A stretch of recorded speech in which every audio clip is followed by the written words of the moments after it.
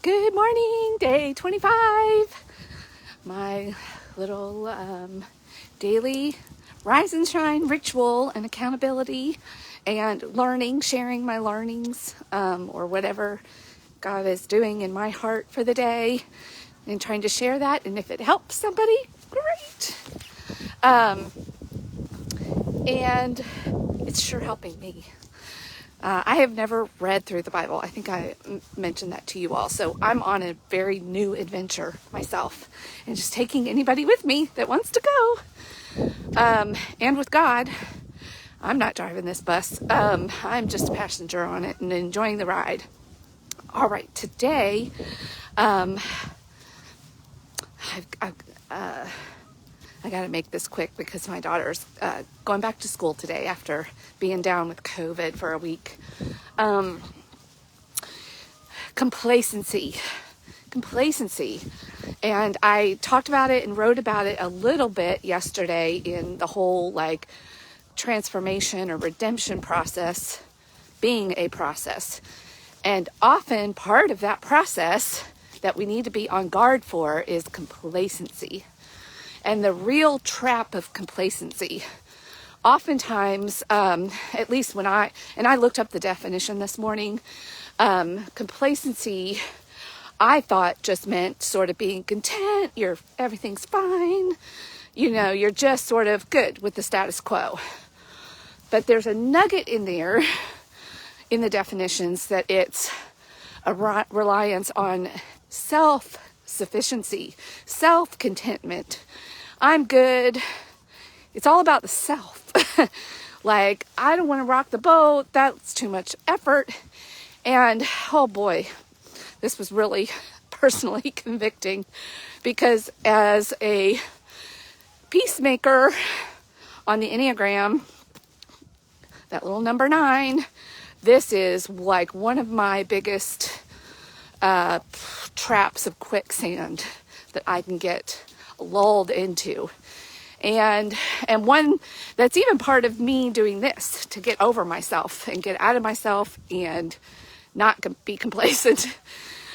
Because I did a big transformation that I've shared with you all before. I was able to break my daily and evening drinking a couple of glasses of wine habit, and my reliance, or just a part. That's not easy. Anybody who's done that knows. Or if you've broken another really big habit in one area of your life, that can often lead, it's a double-edged sword. You can almost rest on your laurels a little bit. Well, I did this big thing, so I'm just going to be complacent about some other areas of my life. And we know, even in the transformation journey, I put guardrails up in place so I don't fall back into the quicksand of complacency as far as it comes to ever maybe forgetting about the dangers of me and wine and getting back into that habit. I just don't want to go there. I don't want to flirt with it. I don't want to have any of my brain space taken up by that anymore, other than through the perspective of helping other people achieve the freedom that I've been able to realize. Number one, through his help, but also through the tools that he provides, and science and community and all the other things. But anyway, but that's a lot of hard work, and you can often just want to sort of rest on your laurels. I did that big thing. I don't need to do all these other big things. It's good enough. Complacent. I'm good in these areas. I did so much good stuff over here that I'm good with what I'm doing here. It's all about me. me. And that was one of the quotes I shared when I was writing after my little share yesterday about even redemption being a process, was that even Moses, the leader of the Israelites, was I can't do this anymore. Just kill me. He was so but he was going back to that place of, this is just too hard. haven't I done enough? Me. He wanted to be complacent. He wanted it to just be easy. He was overwhelmed because he was going back to, it's all up to me. It's all up to me. And haven't I done enough? Don't I deserve for things to go easy for a while? He forgot about that larger perspective and mission and assignment momentarily. So even the most dedicated servants of God get worn out. There are lots of examples of it throughout the Bible. Lots. So don't feel too bad. Don't let it keep you in a place of shame or guilt or any of that. Just recognize it. A lot of it is just awareness, and then just getting into what you need to do through, this source of help that we have. And if you're not a Bible-believing, Christ-believing person, maybe be curious about it. Just be curious. I was once that way. Somebody came in and talked to me at my MOPS group, or a group of us, and I was not a believer at the time, and somebody just gently invited me to be curious. And so that's what I would invite you to do. But for now, you can substitute whatever works for you. Universe, unless you're completely an existentialist who believes that life really has no meaning, or the only meaning is what we make of it and our time on here on earth, and there's nothing beyond that. So, but even if you're there, be curious.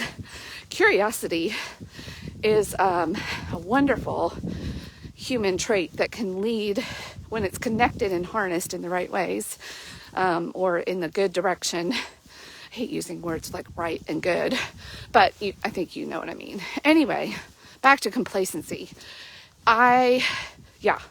So I really was feeling convicted. I heard God whispering, come on, it's time. Get up. Stop resting on your laurels. Stop being so satisfied with yourself and how things are when you're still not free in some of these other areas. You could still do so much more through me, through what I can help you with. Because again, not about me. I said that a week or two ago. It's not about me. It's not about you. And yet it is. It can't be done without us willing. He gave us free will. And complacency, boy, that is my Achilles heel. God designed me to want to be physically comfortable. Peace, what does peace stir up in mind for you? Stillness, quiet, all the things. And being human sometimes, and as mom, there's none of that. So anything that I can grab for myself, oh my goodness. So this word is very convicting for me. Part of why I'm up and doing this, because I have surrendered. I'm trying to get myself completely out of the way and let me to find who I really am by getting me out of the way and letting God be in the driver's seat. And I am still trying to be in the driver's seat in several other areas of my life that I know are still a place where I'm being distracted. A lot of energy is being used up with drama, being in other people's business, and not being enough in my assignment from God and who He's fully calling me to be. And I can understand Moses and his sentiment, and the people's. And yesterday when I was writing about it, talking about it, I sort of made the comparison of Moses being, the higher brain, and the Israelites kind of representing the lower brain when we look at it from just a habit science, brain science point of view. But we also have access, and they also had access to an even higher power, a supernatural power. So that is the good news when you can have awareness around complacency, is that you have access to a higher power who can help you. It's not up to you. It's not up to you. You have access. You can get a supernatural source of energy, motivation, the ability to do things that just don't make sense to us humans.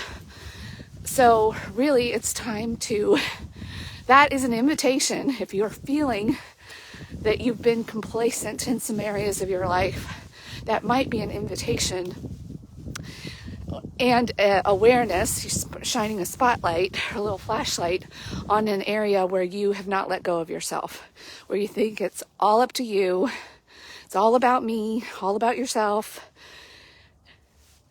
and invite God into that area of your life, and see what he can do and what you can do with his help that you thought maybe wasn't possible. Just like Moses cried out and even was reminded, hey dude, I'm here. I've been helping you all along. Do you forget so easily?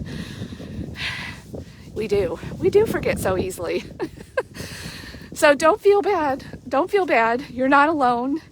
It's partly how he designed us for a reason, and which is why he's always inviting us and telling us and reminding us, hey, hello, you little people, you got supernatural power access here.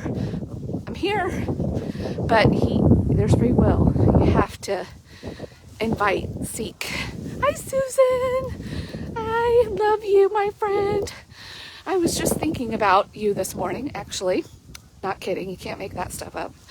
All right, but I've got to go. I've got a daughter that needs to get to school, and the day must go on. But I love you. Thanks for popping on and rising and shining with me. Bye for now.